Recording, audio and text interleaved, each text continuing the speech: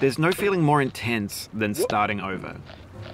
If you deleted your homework the day before it was due, as I have, or if you left your wallet at home and you have to go back after spending an hour in the commute. If you won some money at the casino and then put all your winnings on red but it came up black. If you got your best shirt dry cleaned before a wedding and then immediately dropped food on it. If you won an argument with a friend and then later discovered that they just returned to their original view. Starting over is harder than starting up. If you're not ready for that, like if you've already had a bad day, then what you're about to go through might be too much. Feel free to go away and come back. I'll be here. Alright, thanks for coming with me on this trip. I'll understand if you have to take a break at any point. Just find a safe place to stop and quit the game. And don't worry, I'll save your progress, always, even your mistakes. This game is a homage to a free game that came out in 2002, titled Sexy Hiking. The author of that game was Jazuo, a mysterious Czech designer who was known at the time as the father of B games. And B games are rough assemblages of found objects. Designers slap them together very quickly and freely, and they're often too rough and unfriendly to gain much of a following. They're built more for the joy of building them than as polished products.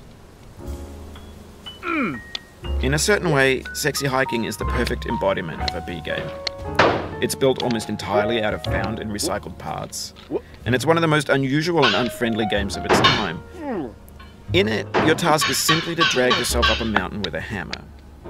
And that act of climbing, in the digital world or in real life, has certain essential properties that give the game its flavor. No amount of forward progress is guaranteed. Some cliffs are too sheer or too slippery. And the player is constantly, unremittingly in danger of falling and losing everything. Anyway, when you start Sexy Hiking, you're standing next to this dead tree that blocks the way to the entire rest of the game. It might take you an hour to get over that tree, and a lot of people never got past it. You prod and you poke at it, exploring the limits of your reach and your strength, trying to find a way up and over. And there's a sense of truth in that lack of compromise. Most obstacles in video game worlds are fake. You can be completely confident in your ability to get through them once you have the correct method or the correct equipment or just by spending enough time.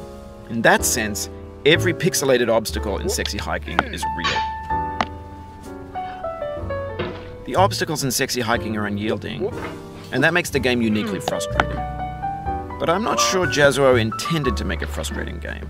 The frustration is just essential to the act of climbing, and it's authentic to the process of building a game about climbing. A funny thing happened to me as I was building this mountain. I'd have an idea for a new obstacle, and I'd build it, test it, and it would usually turn out to be unreasonably hard. But I couldn't bring myself to make it easier. It already felt like my inability to get past the new obstacle was my fault, as a player rather than as a builder.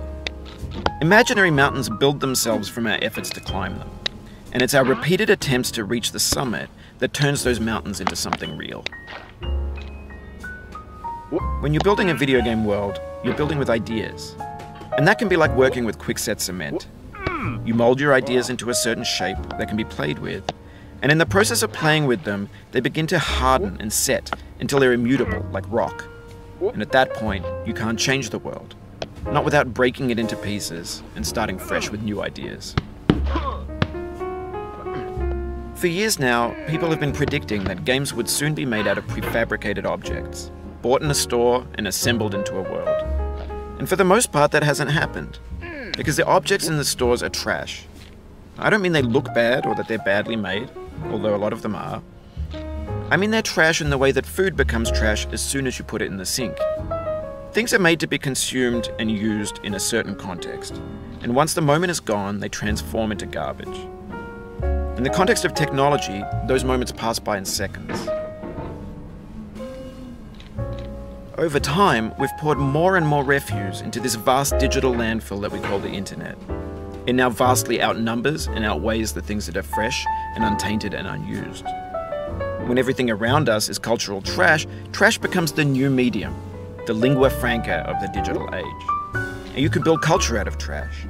But only trash culture. Be games, be movies, be music, be philosophy.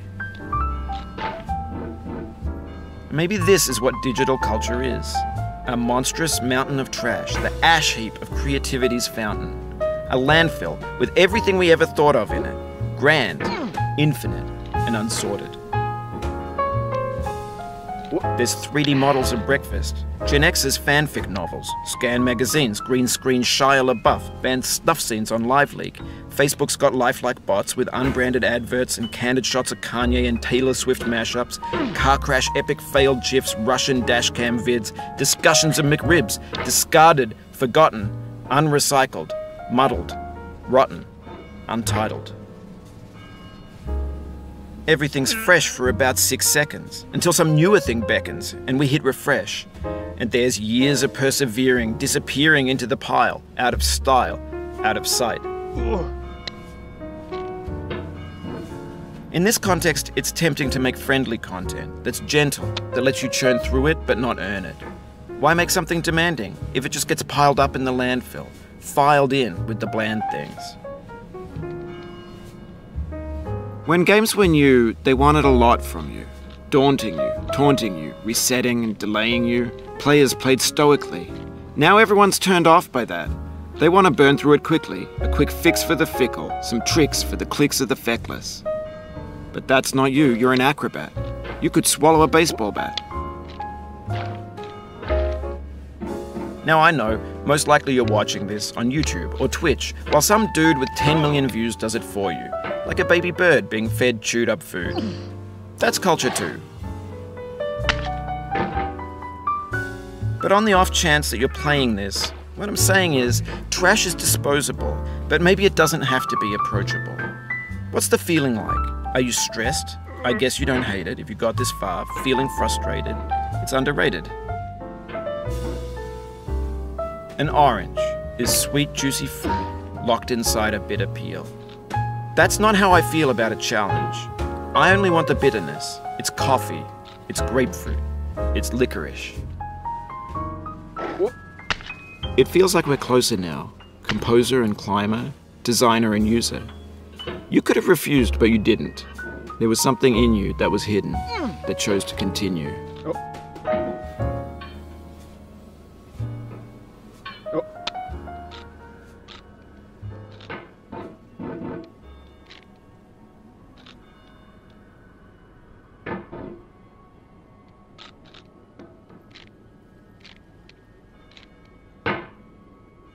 It means a lot to me that you've come this far, endured this much.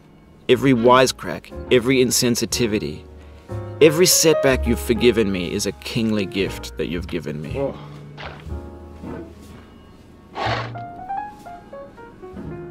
Oh no. Oh.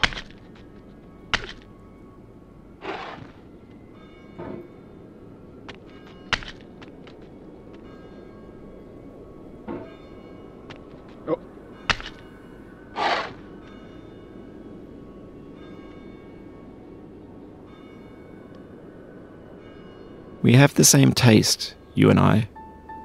It's not ambition. It's ambition's opposite. An obdurate mission to taste defeat. You'll feel bad if you win, so I put this snake in for you.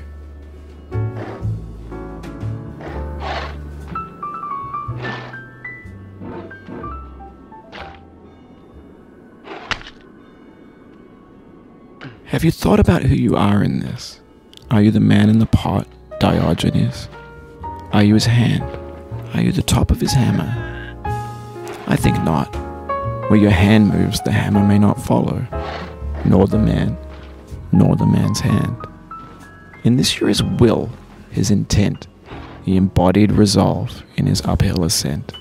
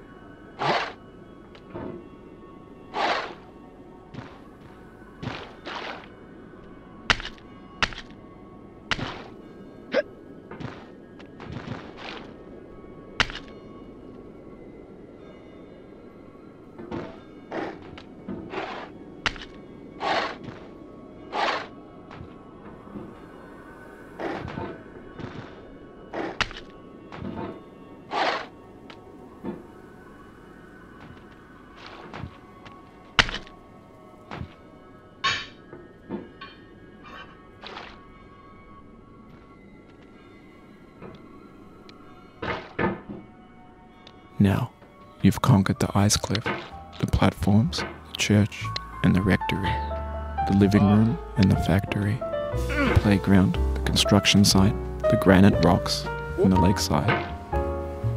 You've learned to hike. There's no way left to go but up, and in a moment, I'll shut up. But let me say, I'm glad you came.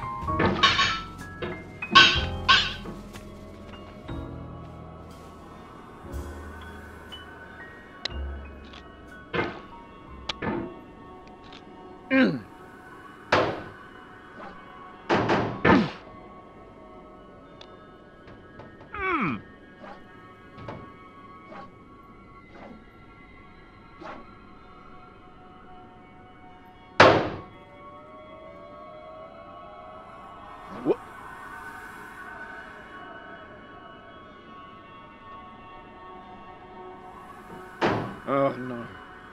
Oh, you just lost a lot of progress. That's a deep frustration, a real punch in the gut.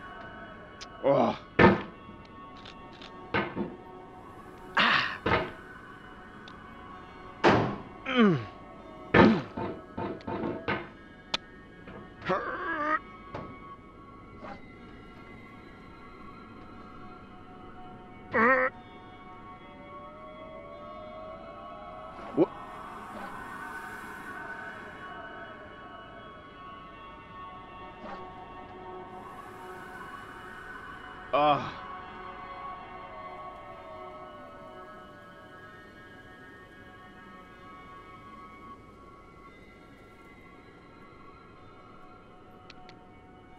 I dedicate this game to you, the one who came this far. I give it to you with all my love.